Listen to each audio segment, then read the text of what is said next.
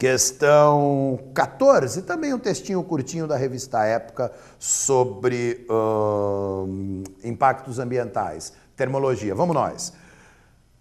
Meteorologia. Aconteceu uma revolução nos estudos climáticos nos últimos 15 anos. Os dados são colhidos a partir da análise do gelo da Antártica e da Groenlândia. Esse gelo preserva amostras da atmosfera de quando ela se formou. Já temos registros de 400 mil anos.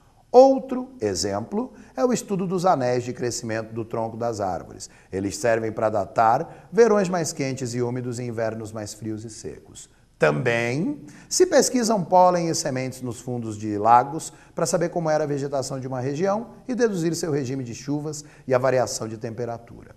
Pergunta: quantos exemplos de modos de investigar o clima do passado são mencionados no trecho acima?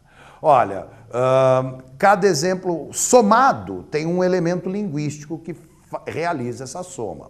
O primeiro exemplo, análise do gelo da Antártica e da Groenlândia.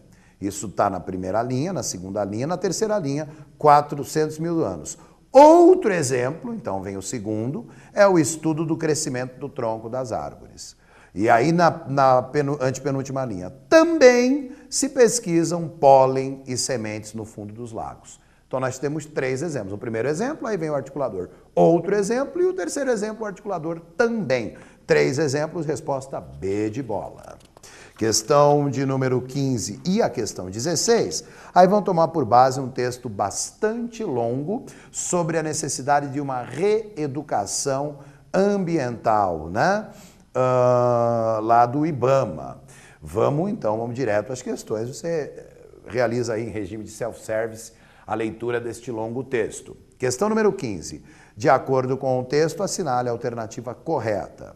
A educação ambiental, na opinião do autor, é o conjunto de atividades desenvolvidas por 2 grupos que desempenham um papel indispensável e suficiente para a formação de uma consciência ambiental entre a população. B. Segundo o autor, é necessário bem mais que bom comportamento social e pedagogia ambiental para que tenhamos consciência de nosso papel na preservação do meio ambiente. C.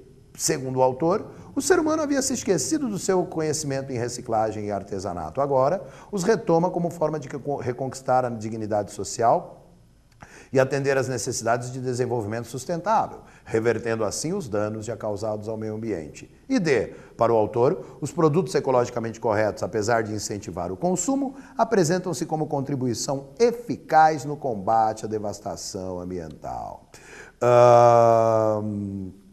A gente tem ali, ele vai montando, né, no primeiro parágrafo. Ele diz que tem 2 concepções bem difundidas, né? Uma delas seria aqueles que olham a educação ambiental na perspectiva do preservacionismo utópico, e a outra formada por um grupo que encara a educação ambiental como forma de ensinar as pessoas a ter um bom comportamento social, geralmente não praticado. E ele vai dizer, né, ele vai apresentar uma série de argumentos para dizer que precisa ir além disso. Isso está evidente já no final do texto, né? Diante dessa constatação, devemos fazer uma reflexão. As ações na área ambiental são suficientes para mudar essa rota? O que ainda é possível fazer? O que ainda é possível fazer é educar para mudar a nossa concepção de mundo de vida. Será que é necessário consumir o tanto que consumimos? O aumento do consumo não é capaz de aumentar a nossa felicidade. Não basta mais fazer só a educação ambiental. É preciso mudar a maneira de pensar o mundo, a sociedade, ações e atitudes, mas não só com atitudes advindas dos modismos que surgem de tempos em tempos. Então, a alternativa que melhor reflete esse posicionamento é a alternativa B. Necessário bem mais que o bom comportamento social e pedagogia ambiental para que tenhamos consciência de nosso papel na preservação do meio ambiente. Ele ataca, sobretudo, o que a gente poderia chamar de consumo consciente, né? B de bola responde à questão 15. E a questão 16, a tese central defendida pelo texto, a resposta vai ser D de dado. A produção de materiais de consumo e a publicidade têm como alvo o consumidor. Quando deixamos de consumir para além das necessidades básicas, estamos, de certa maneira, contribuindo para diminuir a demanda de matéria-prima e o impacto da produção sobre a natureza. Quer dizer,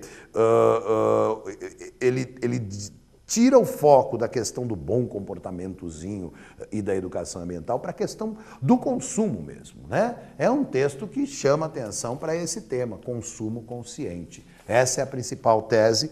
Resposta D de dado.